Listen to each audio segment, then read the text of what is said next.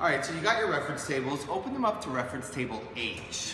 And you're gonna see a graph. Basically looks something like this. You have a bunch of different,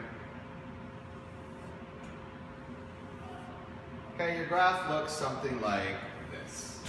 Now,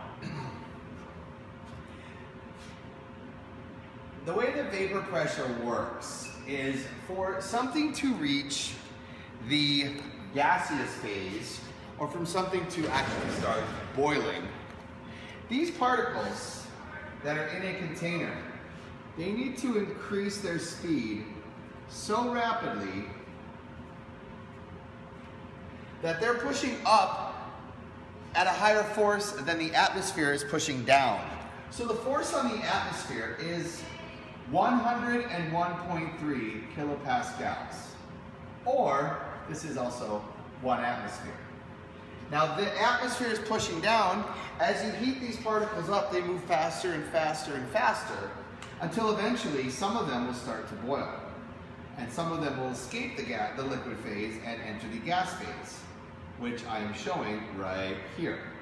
Now, when you have enough of them escaping the liquid phase and going to the gas phase, there's more and more pressure pushing up to trying to get them to boil.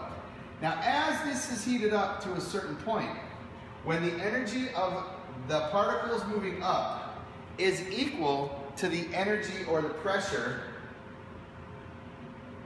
of the atmosphere pushing down, when this one is greater, or the particles are pushing at a much greater pressure, this is going to start boiling. So think of it this way. You have a giant hand pushing down on the particles. When those particles are pushing back at a higher rate or at a higher amount of pressure, it will cause them to boil. So the way that this works is, if I'm asking you, this right here is 101.3 kilopascals according to your reference table, according to table H. As you heat up these particles, or these substances, once they cross this threshold of 101.3, that's their boiling point. So if you look at the third one, which is water,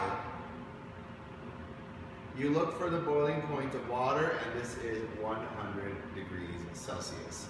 If you look at ethanoic acid, it is slightly higher. If you look at propanone and ethanol, they are slightly lower. Propanone is the lowest, has the lowest boiling point.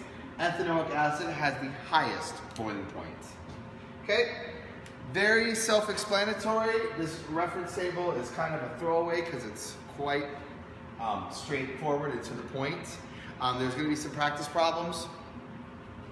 Before we do that, I want you to look at this one.